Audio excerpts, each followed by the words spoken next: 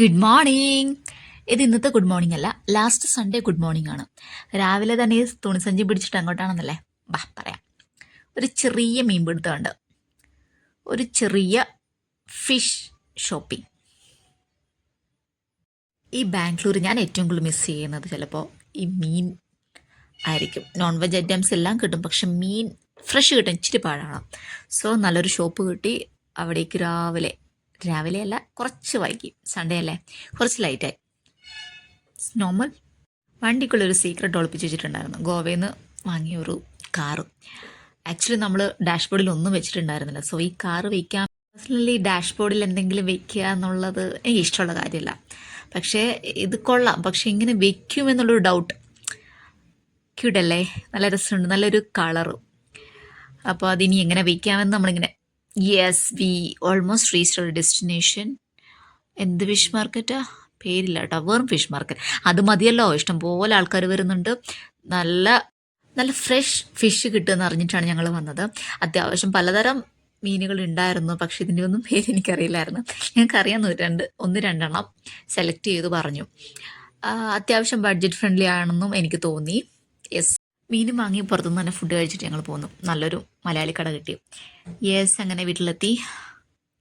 നല്ലൊരു പണിയാണ് വൃത്തിയാക്കുക എന്നുള്ളത്. ഓൾമോസ്റ്റ് ഒരു നല്ല രീതിയിൽ ക്ലീൻ ചെയ്ത് തന്നിരുന്നു. എങ്കിലും നമ്മുടേതായിട്ടുള്ള ചെറിയ ചെറിയ ക്ലീനിങ് കൂടി കഴിഞ്ഞിട്ട് തുടങ്ങാം.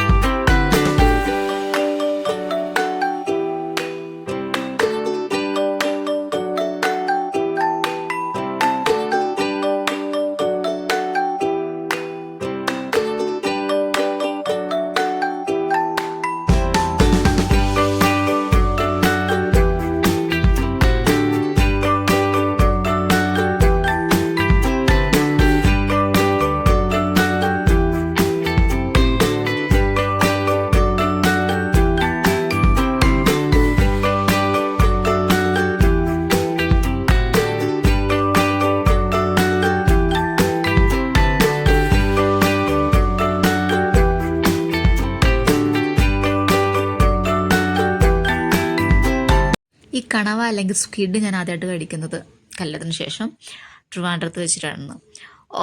സൂപ്പർ. കുറച്ചൊക്കെ നമ്മുടെയൊക്കെ കയറിച്ചിയുടെ കാൽസ്യം എന്നൊക്കെ പറയുന്ന അതിൻ്റെ ഒരു ടേസ്റ്റ് ഉണ്ടെങ്കിലും നല്ല ടേസ്റ്റായിരുന്നു. മീൻ കറി കണവയൊക്കെ ഏകദേശം കുക്ക്ഡായി. ഇപ്പം വോയിസ് ഓവർ ചെയ്യുമ്പോഴേക്കും എനിക്ക് നല്ല വൈന്ന് വെള്ളം വരുന്നുണ്ട്.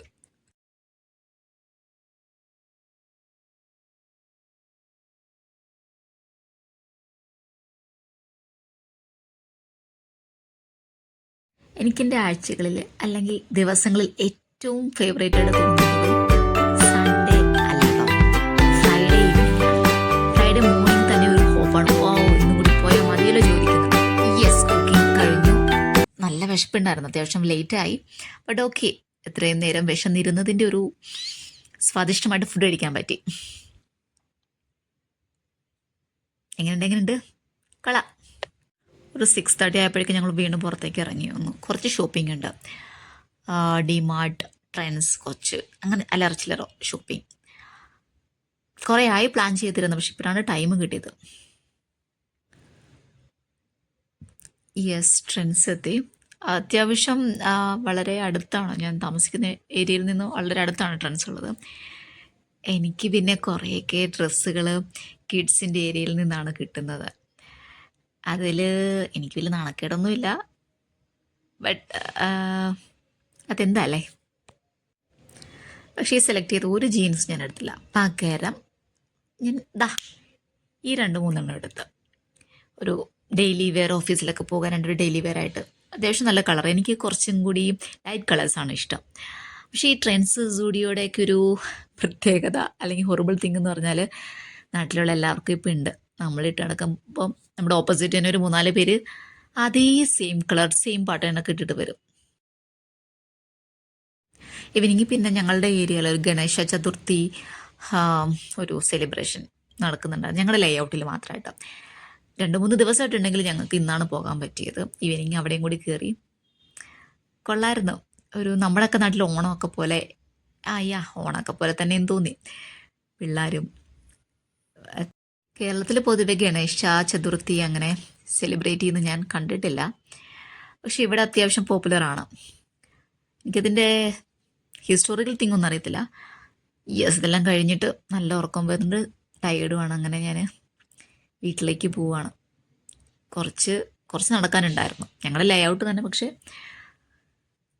അങ്ങനെ നടന്ന് ഓക്കെ, ബൈ, ഗുഡ് നൈറ്റ്.